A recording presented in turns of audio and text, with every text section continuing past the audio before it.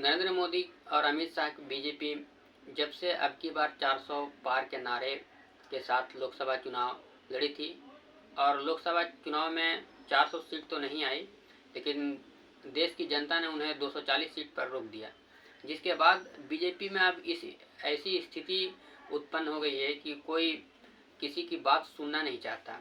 कोई नरेंद्र मोदी और अमित शाह की बात सुनना नहीं चाहता और उसके कंट्रोल में रहना भी नहीं चाहता। हर कोई अपनी आकांक्षा जाहिर कर रहा है और खुलकर जाहिर कर रहा है। केंद्रीय सड़क परिवहन और राजमार्ग मंत्री नितिन गडकरी ने नागपुर में एक कार्यक्रम के दौरान बयान दिया कि विपक्ष के एक बड़े नेता ने मुझे प्रधानमंत्री पद का ऑफर दे रहे थे, जिसके बाद मैंने उसे मना कर दिया। ये इस तरह से एक तरह से मोदी को चुनौती देने का काम है कि उन्हें बताया जा रहा है कि अब आप उस स्थिति में नहीं है कि लोग आपको ये नहीं बता सके कि इस पार्टी में कोई और भी प्रधानमंत्री का दावेदार है। ऐसे नितिन गडकरी भारतीय जनता पार्टी के बड़े नेता हैं। वो 3 बार से नागपुर से सांसद रहे हैं, लोकसभा सांसद रहे हैं और मोदी के तीनों कार्यकाल में सड़क परिवहन और राजमार्ग मंत्री रहे हैं। बीजेपी में और संघ में उनकी अच्छी पकड़ है, लेकिन मोदी और अमित शाह और गुजरात लॉबी से उनकी बनती नहीं है, ये जग जाहिर है। नितिन गडकरी एक ऐसे नेता माने जाते हैं जिनकी पहचान और मित्रता विपक्ष के नेताओं में भी देखी जाती है। एक अशीच अचानक घटना, मी नाव नाही सांगत कोणाचं, ते म्हणाले की if you are going to become a prime minister we will support you. म्हणलं why you should support me and why I should take your support. To become a prime minister is not aim in my life. I am loyal to my conviction and my organization. I am not going to compromise for any post because my conviction ये मेरे लिए सर्वोपरि है. कभी न कभी मुझे लगता है कि ये जो कन्विक्शन है यही हमारे भारतीय लोकतंत्र की सबसे बड़ी ताकत है. दरअसल नितिन गडकरी इस बयान के बहाने नरेंद्र मोदी को संदेश देना चाहते हैं कि इस बीजेपी में, इस संघ परिवार में कोई है जो प्रधानमंत्री पर दावेदारी कर सकता है, क्योंकि नितिन गडकरी एक ऐसे नेता हैं जिनका विपक्ष पर भी अच्छा पकड़ है, विपक्ष के नेताओं में भी अच्छी पैठ है, संघ के भी बहुत अच्छे संबंध रहे हैं, संघ से भी नितिन गडकरी के बहुत अच्छे संबंध रहे हैं और बीजेपी के तो खैर उनका संबंध रहा ही है और बीजेपी के वो 2009 से 2013 तक राष्ट्रीय अध्यक्ष भी रह चुके हैं, जब नरेंद्र मोदी गुजरात के मुख्यमंत्री हुआ करते थे। जिस तरह से नरेंद्र मोदी ने 2 कार्यकाल पूरा किया 10 साल का प्रधानमंत्री के तौर पर, उस 10 सालों में आप देखेंगे तो बीजेपी का एक छोटा से छोटा कार्यकर्ता हो या बड़ा से बड़ा कोई नेता हो, कोई भी प्रधानमंत्री और अमित शाह को चैलेंज करने की कोशिश नहीं करता था। और अब जैसे ही चुनाव के बाद 240 सीट पर पार्टी सिमटी है, उसके बाद हर कोई अपना दावा कर रहा है।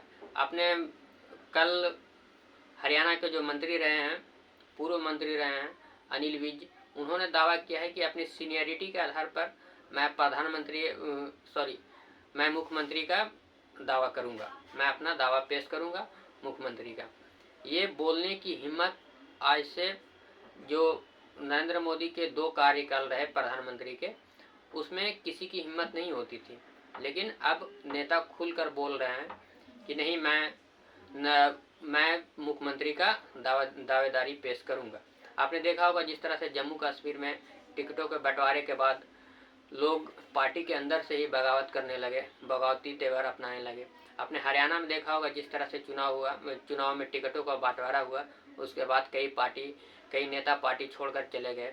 इससे पता चलता है कि नरेंद्र मोदी अब उतना प्रभावी ढंग से अपने काम को नहीं कर पा रहे हैं और जो उन्होंने वादा किया था उसको पूरा नहीं करने की वजह से जनता में नाराजगी है और सीएम और प्रधानमंत्री के फेस पर अब चुनाव नहीं जीते जा सकते। अब उनके भाषणों के आधार पर सिर्फ चुनाव नहीं जीता जा सकता, ये बीजेपी के सारे नेताओं को पता है और यही वजह है कि गाहे बिगाहे नेता अपने बात को रखने से अब पीछे नहीं हटते। आपने देखा होगा कि किस तरह से राज्यों के मुख्यमंत्रियों को तुरंत बदल दिया गया, लेकिन कोई उसको विरोध नहीं कर पाए। लेकिन अब वैसी स्थिति नहीं है, अब स्थिति बदल चुकी है। अब हर नेता, हर पार्टी का वर्कर अपने तौर पर बीजेपी में विरोध कर रही है। इस बयान के बाद नितिन गडकरी भले ही कहे हो कि मुझे प्रधानमंत्री पद की कोई लालसा नहीं है, मैं इसके बारे में सोचता भी नहीं हूँ और मेरी ये महत्वाकांक्षा नहीं है, ये हर नेता अपने बयान के बाद बोलता है, जो नितिन गडकरी ने भी बोला है। लेकिन दरअसल ये बयान उस ओर इशारा करता है कि ये भारतीय जनता पार्टी में सत्ता संघर्ष की ओर इशारा करता है। निश्चित तौर पर जिस तरह से भारतीय जनता पार्टी में अगला राष्ट्रीय अध्यक्ष कौन होगा, अगला प्रधानमंत्री का चेहरा कौन होगा, इसके बाद इसके इतर ये 4 राज्यों के ये चुनाव चल रहे हैं, जिसमें हरियाणा है, जम्मू कश्मीर है, महाराष्ट्र है और जिसके बाद एक झारखंड है। इन 4 राज्यों में बीजेपी की स्थिति क्या होती है, क्योंकि ये 4 राज्य नरेंद्र मोदी और अमित शाह के नेतृत्व में लड़ी जा रही है। इन राज्यों के चुनावों के बाद जो परिणाम आएंगे, उसके बाद ये तय होगी कि क्या भारतीय जनता पार्टी में अगला अध्यक्ष कौन होगा। इन 4 राज्यों के चुनाव के परिणाम के बाद ये तय होगा कि सत्ता और संगठन किसके इशारे पर चलेगी। क्या नरेंद्र मोदी और अमित शाह क्या उस प्रासंगिक रह पाएंगे उस पार्टी में, और ऐसा भी हो सकता है, परिस्थितियां ऐसी भी हो सकती है कि इन 4 राज्यों के बाद हो सकता है कि नरेंद्र मोदी को सत्ता से हटाया जाए, किसी दूसरे को प्रधानमंत्री बनाया जाए। और इसी कड़ी को देखते हुए नितिन गडकरी ने अपने इस तरह का बयान दिया है। इन सब सवालों से इतर नितिन गडकरी भारत के सड़क एवं परिवहन मंत्रालय संभाल रहे हैं, जिसके बाद ये जो हाईवेज जो बनाए गए हैं इनके कार्यकाल में, ये जो नेशनल हाईवेज जो बनाए गए हैं, उनकी स्थिति एकदम जर्जर होती जा रही है। वो सारे टूटते जा रहे हैं, बड़े बड़े गड्ढे होते जा रहे हैं। इसकी वजह से नितिन गडकरी की आलोचना बहुत हो रही है और खूब आलोचना हो रही है। लेकिन इसको सुधार के लिए नितिन गडकरी किसी तरह का कोई कदम नहीं उठा रहे हैं और सिर्फ राजनीतिक बयानबाजी कर रहे हैं।